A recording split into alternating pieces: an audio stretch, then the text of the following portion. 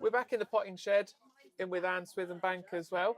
So just a couple of questions for you, Anne.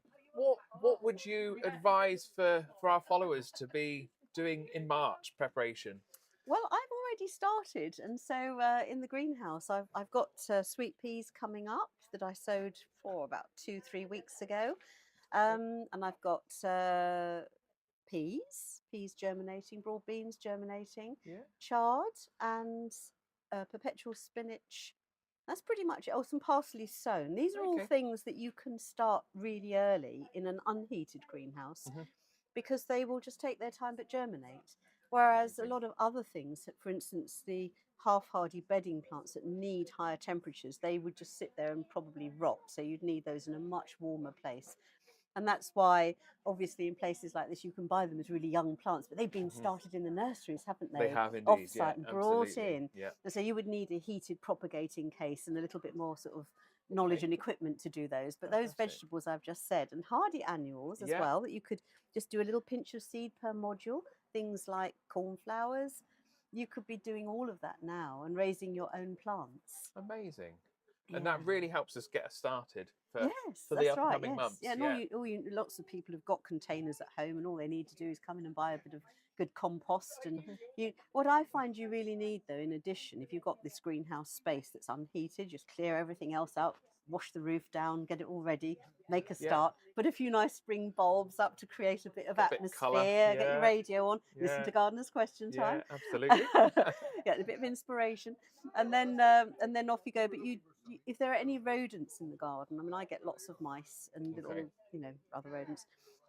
They might come and take the seeds. So Mhm. I've got a whole load of old propagator lids from old propagating Yeah. cases. Yeah. You can buy lids, and I put those over all the Oh, and that germinating protects all your seeds. seeds. That's a really good Otherwise, you'll tip. find that all the Yeah. sweet peas have been dug up and your broad bean seeds have been eaten, especially the peas. They like to go for I peas. suppose that's their sought after. Yeah, That's and their sought really, after snack. if no one's ever grown peas themselves, you must try it. There's nothing like, is there, getting a Absolutely. freshly produced pea pod from your own garden and It's really eating them nice. And raw. cracking them open, Yes, and you get that nice fresh that's taste from them. right. Sugar snaps, really like Perfect. sugar Yeah, snaps and and you can do it in things. a pot as well. Just have a pot with Yeah. a little tripod of canes for the size of the pea you're growing, and then just put the young peas or even the seeds around the outside, and they'll just do it for you. Yeah, fantastic. Mm. I think we're finding more and more people are growing from pots Yes, rather than, and yes, they don't necessarily have the space. and it's And manageable. it is, absolutely. But you still get the experience. Mm. And peas and beans, really, as well, especially the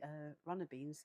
They're like ornamental climbers Yeah, to I think me. they're great. Yeah, We've you've always got got a the wigwam in our garden that's for the runner right. beans. Yeah, Yeah, you've got the yeah. growth, you've got the flower, they've got the height, and then you've got the beans forming. You can eat them, Yeah, and even from a pot, you'd get enough to just sort of put in a few pasta dishes or whatever, wouldn't you? So you would, absolutely. And it's just come again harvesting, isn't it? yeah, So yeah. I think with potatoes as well, Mm. there's lots of that. They'll be sowing them soon, I think, won't we?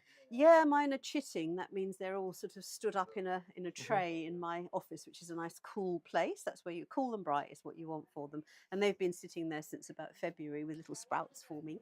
And they'll go in the ground more towards the end of March. That's Okay. the sort of beginning time. It's still a little bit cold out there, isn't it? And Yeah. you don't want them to get too much growth on them, because if you then get a cold snap and some frosts in April and May, which can happen in some areas, Hmm. maybe not May, but certainly in April, In April, yeah. then of course the foliage will get I frosted. see. Yeah. Yeah, there are ways around it, but usually sort of end of March and into April is the time for planting the spuds. But you can Fantastic. set them up to chit now. Yeah. Yeah. Brilliant. Because we've had so much rain, haven't we, that the surface of the soil is really flat and compacted, Okay. unless you've allowed things to still grow there. And that will go Yeah. into April as well.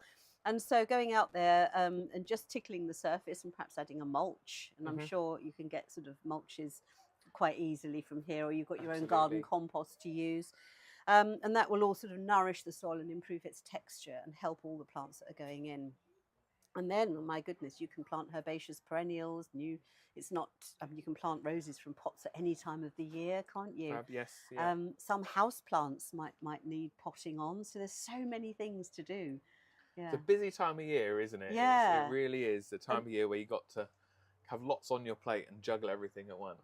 and if you are a bit short of cash and you think, oh, I want to buy that and that and that, but it's not going to fill much space in my beds, and they're all herbaceous perennials, the ones that will grow from the spring to the autumn, then die back and then grow again the next year. They're all hardy plants. Yeah. Things like Michaelmas daisies, for instance. Then you could just get the ones you can afford. Look out for ones that have got nice growths on them. Take them home and take cuttings of the growths called basil Okay. cuttings Yeah. into some gritty compost, and suddenly within the space of a year you've got lots of little plants Oh, to make amazing. nice big swathes out It's of. a really good So idea. you can that. maximize on the plants that you're buying by and have that Fantastic. wonderful satisfaction of propagation. Propagating is lovely. And it's like growing your own little plant babies, Yeah, isn't it? it Yeah, is. it's great. I had a job once that's called foreman propagator. Really? Yes, Oh, I did. amazing. Yeah. Oh. Fantastic.